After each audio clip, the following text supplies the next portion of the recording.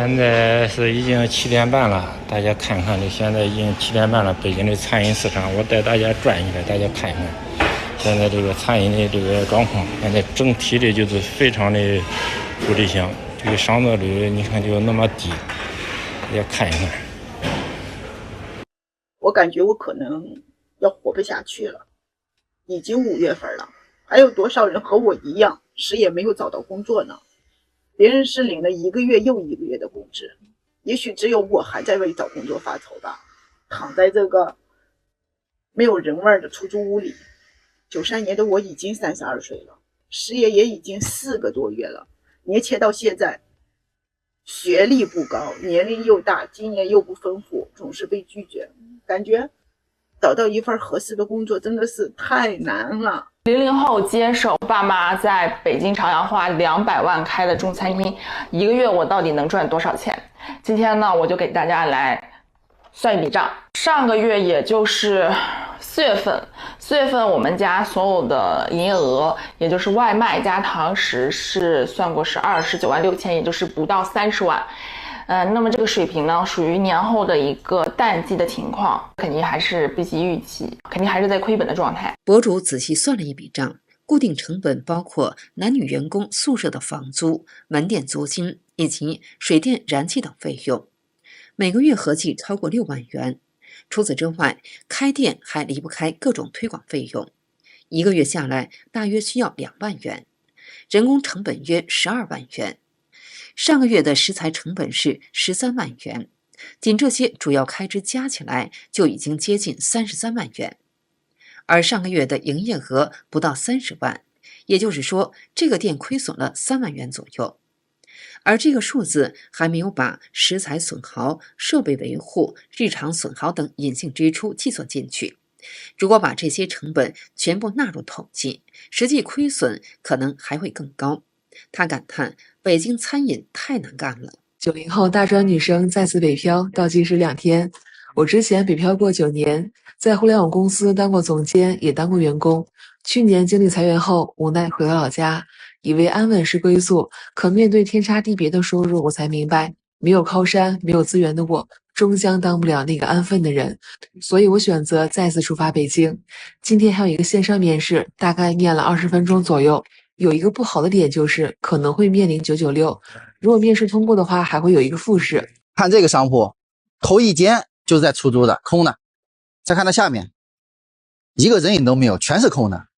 到前面还有老长，你说它没有人吧？你看它门前的人流车流，你看看这人流的车流量也不小。往前就是朝阳大悦城、青年路、朝阳区，这个是好位置。我刚带完一个客户看完这边的铺子，原先这个业主他是185万买的，53平米，现在卖135万，就这都卖了得有半年了，都卖不出去。中国多地接连出现关店潮，北京同样难以置身事外。即便是在国贸、三里屯、中关村等核心商圈，店铺歇业早已不是偶发事件，而成了日常可见的现象。那些过去一铺难求、租金高企的黄金地段，如今也开始面临招租周期拉长、空置率上升的局面。北京过去依靠互联网、金融和房地产3大支柱产业，创造了大量高薪职位，吸引无数年轻人涌入。然而近年来，情况正在悄然改变。曾经聚集大量高薪工程师的五环外科技园区，频繁传出大厂裁员、降薪与业务调整的消息。在高房租、高生活成本与就业机会减少的多重压力下，越来越多年轻人选择离开北京。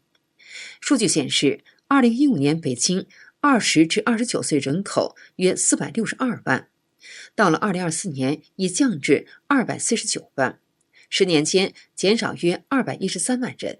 失业了，40岁，北京大厂突然被裁了。我当时是请年假去哈尔滨玩了一圈，回来上班第1天就被通知我部门被裁员了，因为我们的工作被新系统代替优化了，所以得走人。拿到通知的那一刻，心里真不是滋味。40岁了，从大学毕业就在这家公司，一干就是18年，说没就没了。那天晚上我失眠了。现在的物价到底是怎么了呀？前两天我带我儿子去了一家朋友推荐的面包店，挑了3个面包。说实话，我当时确实是没看价钱，结账的时候我都惊讶了，一共88块钱。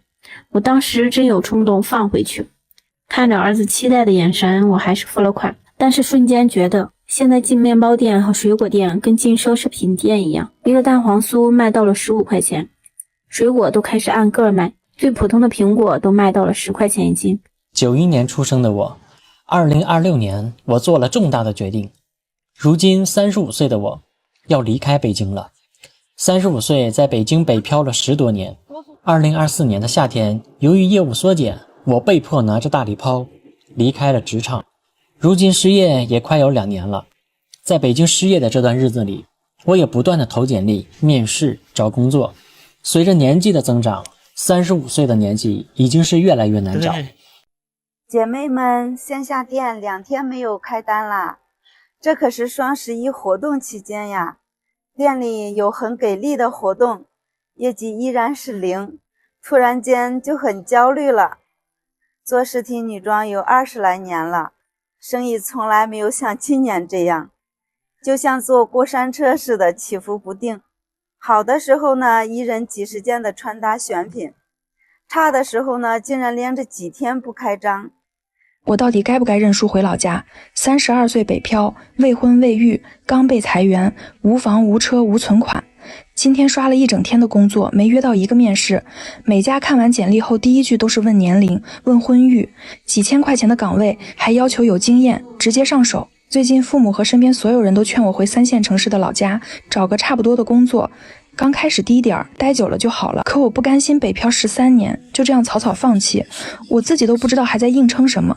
我现在在北京的南站，你看人吧多，人流非常好，那么旺的地段，我们倒过来看，那个是卖北京点心的，这一个原来是一个小超市，也关门了，关了很长时间了。我们悄咪咪的进背后的咖啡店，看看有没有人在里边喝咖啡，如果有的话，喝咖啡的人多不多，进去瞧一下。中午1点钟，咖啡店里只有1个人，肯定想喝咖啡呀，但是买不起呀。32岁，未婚未育，北漂13年，被字节裁员后整整失业1个月。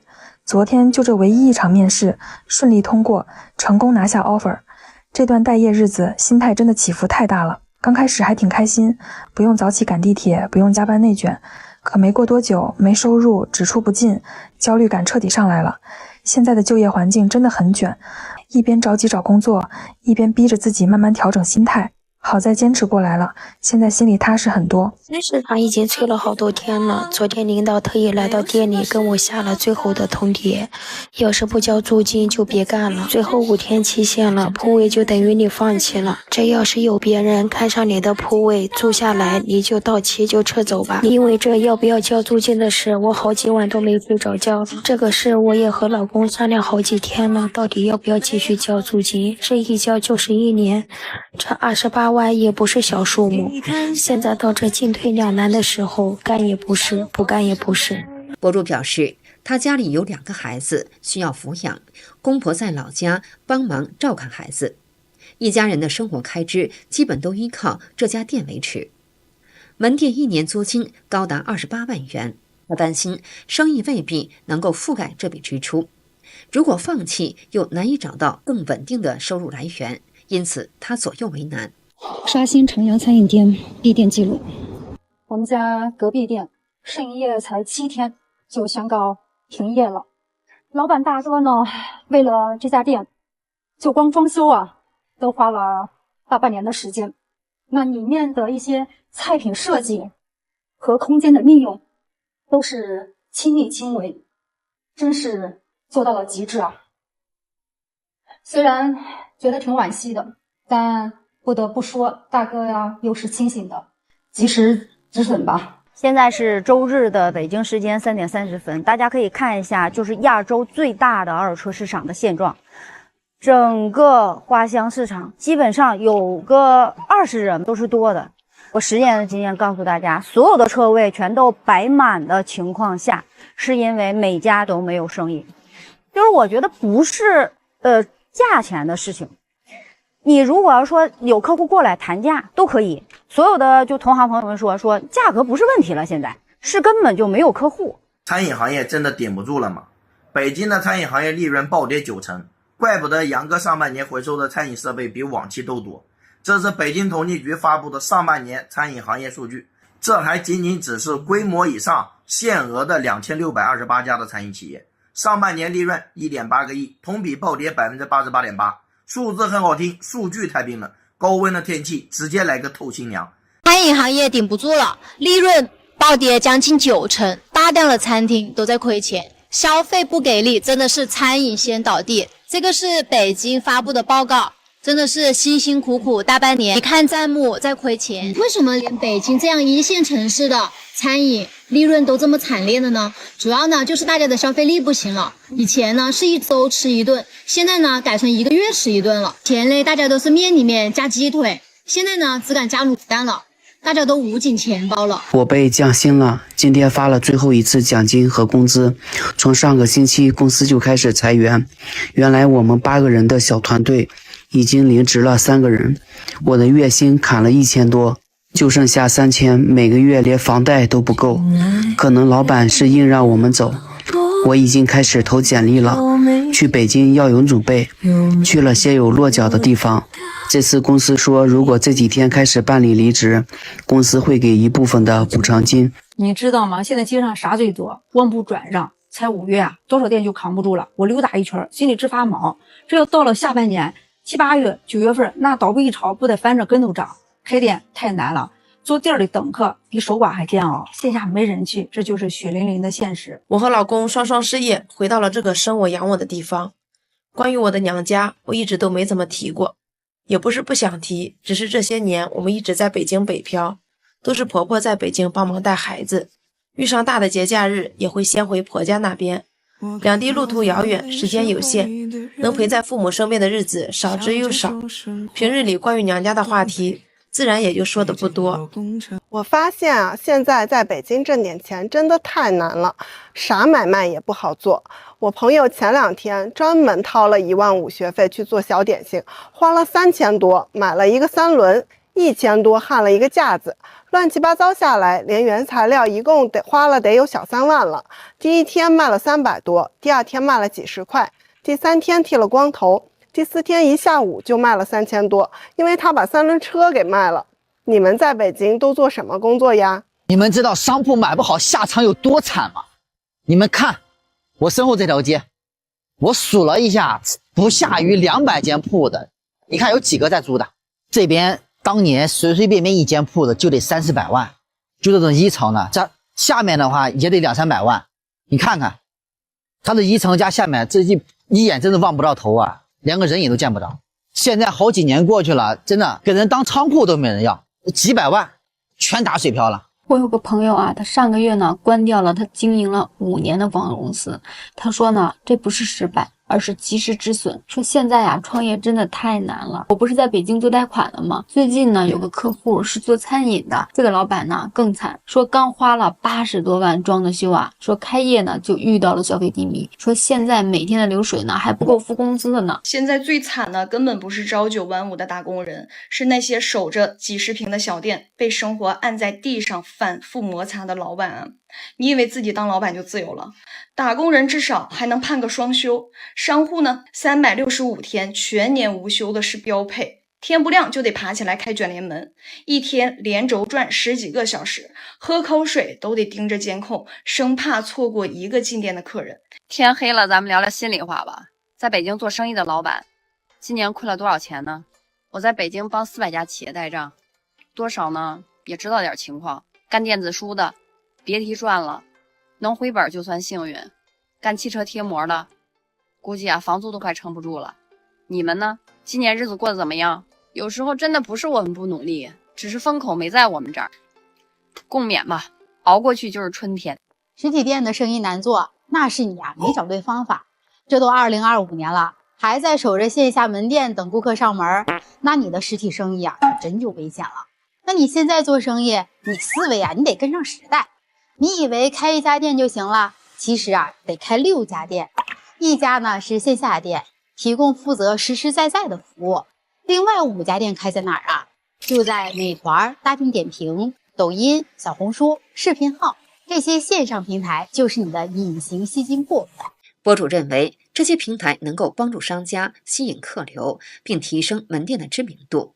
越来越多的餐饮店选择通过平台推广来增加曝光率，以维持门店的经营和竞争力。去年北京最惨的行业，欢迎比惨、猫咖、剧本杀、装修建材、艺术培训、房地产女装、婚庆美甲、花店、珠宝、母婴店、广告公司，有些是赚的少，有些是亏本做。最惨的是店钱都收不回来。想问一下，有没有不惨的行业？